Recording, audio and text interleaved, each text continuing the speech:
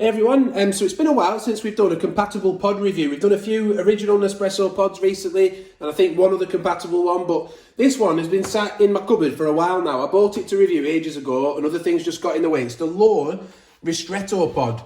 Now, as you know, the Ristretto pods from Nespresso are probably one of the most popular pods, if not the most popular pod that they do.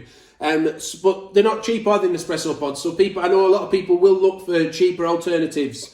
This one here, the L'or one, can be found in supermarkets. Usually you can get them for around £2.50. Now, I think they're £3 full price, something like that. But I usually tend to be able to pick them up at around the £2.50 mark. The packaging on them, I always quite like with the L'or ones, the Illy ones as well, they're boxed this way. They're made by Egbert. And they're packaged up really nice. You see, they don't move around anywhere. I always like to point that out with these. The pod themselves, in fact, the reason I've got this in the background is because I'm going to compare it to an actual Nespresso pod as well to see what they taste like. But the pods are quite smart looking things, although maybe they'll rebrand them at some point, I don't know. But the pod's quite a good one as well. I've always found they've pierced well in the machine, and that's important. You know, when you go for some cheaper ones, you can have problems with that if they don't pierce. They can crush in the machine if they're not made from the right stuff, or they don't pierce properly. So it's an intensity 11. I'm trying to think what the Nespresso class that as a 10, but this is their comparable version to Nespresso's own pod. So what I'm going to do, I'm just going to pour a shot of espresso with the L'or and a shot with the Nespresso pod, the original one. We'll see what they look like, see what the crema looks like, if there's any variants. And then I'll also taste it off camera, give you an opinion, and then try it with milk as well and give you an opinion on that. So let's pour first the original Nespresso pod. As you can see, there's not, the difference in the pods. They feel similar. They do. They feel similar. And I like that nice firm lid on top as well. You feel like it's going to pierce properly. Oh, I said I was going to do Nespresso first, didn't I? So pop that in. We'll just wait for that to fit there. It's ready to go. Let's see what this one comes out. This is genuine Nespresso, remember? So we sort of get a view there and have a look in from the top as well so we can see the crema.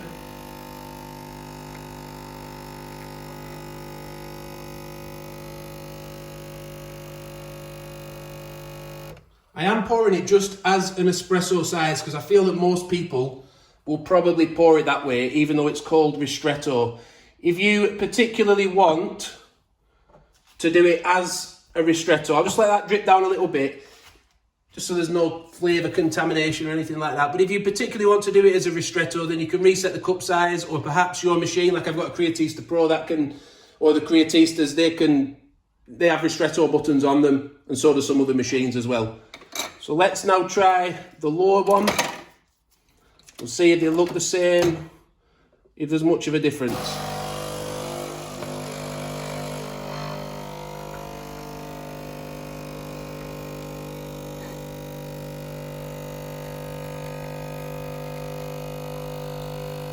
I say they're available in supermarkets, but I know that Amazon, they do a subscribe and save. A subscriber mentioned this to me in the past. You can do like a subscribe and save thing where they can deliver them to you as and when you want them for around that £2.50 mark on a regular basis, like a subscription offer, and you can save like 5-10%. So I'll leave a link to that in the description if you want to check that out in case your supermarket don't sell them or they're not on offer in your supermarket.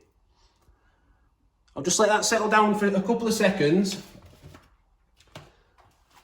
Just have one more quick look on top at the crema again. Although this one, don't forget, this is a genuine Nespresso one. This has been sat there for a little bit, so it's starting to dissipate a little bit, the crema now. But they look, would you say they look similar? Yeah. Pretty identical, aren't they, really? Yeah. So what we'll do now, my wife and I will both taste them as espresso off camera, and we'll come back and give you an opinion. So the Nespresso one, the original one, I found it had a nice bit of, I don't know whether it's supposed to have a bit of sweetness. I picked up a little bit of sweetness in it, a little bit of just something, I don't know if it's acidity or sweetness, just something that made it that little bit nicer to me than this one. Definitely felt that this one was a little bit more bitter, a little bit of a duller flavour, and this one just had something coming through on it that made it just that bit nicer to drink, a bit of acidity or a bit of sweetness. This is my wife, Abby. Yeah. Very similar to you. I do think that the Nespresso Ristretto has a really nice flavour, really pleasant as an espresso. But I do wonder whether when we have it with milk, whether we will be actually be able to tell the difference that much, because as much as the L'or one, it's just a bit more bold, I think, in its flavour. I was expecting it to be quite watery, because I know some people on reviews have said that they're quite watery, but I didn't get that at all. It's funny with these, can I just jump in there? With these reviews that you see on, because I did read some of the supermarket reviews before doing this video, and it can be a bit misleading sometimes, because you can get a review that say 1 star and someone says it doesn't work in the machine, but they may have bought it for a virtual machine and not realise that they don't fit. Do you know what I mean? So it can be something as simple as that, where someone can leave a negative review. Other people, they may feel it's just watery, that's their opinion. And, you know, what I'm saying is, if you see, say, a 4-star review, there's a variety of reasons why that could have come through, if that makes sense. But yeah, I think it is a nice compatible. If you like a bold, strong kind of flavour, then it is, I think it's right at intensity 11. I think it's more intense. Said it was more you felt it was a bit more intense than the Nespresso one, didn't you? But I think as a straight espresso, I do think the Ristretto from Nespresso, that's a bit of a tongue twister, is just nicer. Just a bit nicer, isn't it? Yeah. A little bit more flavour coming through. Yeah. So we'll try it now with milk. Right, so I did say that I would show you the pod. So that's how the pod's pierced. I think that's pierced pretty nicely. It's not crushed at all on the back either. It's just got the 3 dots in it. Have they all pierced? Yeah, they've all pierced. And you can see that with the creme that came through. It came through nicely, didn't it? So I'm just going to use a standard froth setting. I put a fair bit of milk in to hopefully get the full 2 cappuccinos out of it.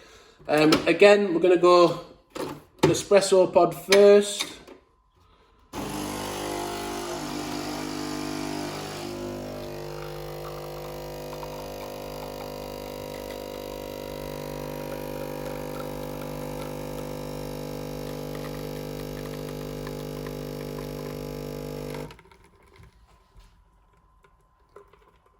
And then we'll go L'or second. I'm not too bothered about the odd little drip here, because I don't think it's going to make much of a difference.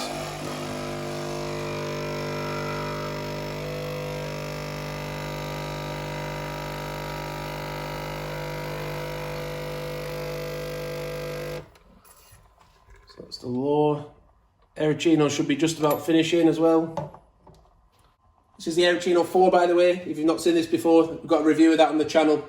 I'll link to it above now, actually, and you can check that out if you want to. There'll also be some playlists at the end of the video you can watch. Or check out our channel page. We've got about over 100 now, I think, Nespresso videos. Been a busy year. Right, let's pour a bit of milk in.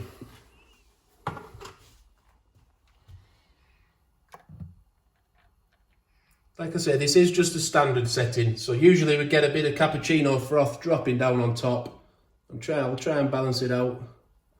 But maybe I've put too much in.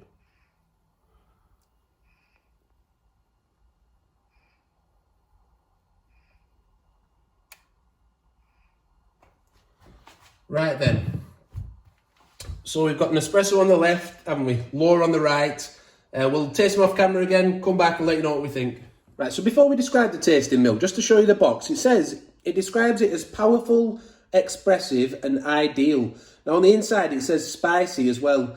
Now personally, I like intense coffees, so I wouldn't really class it as that powerful myself, but I would say it's like ideal. It is nicely in the middle, and it is different.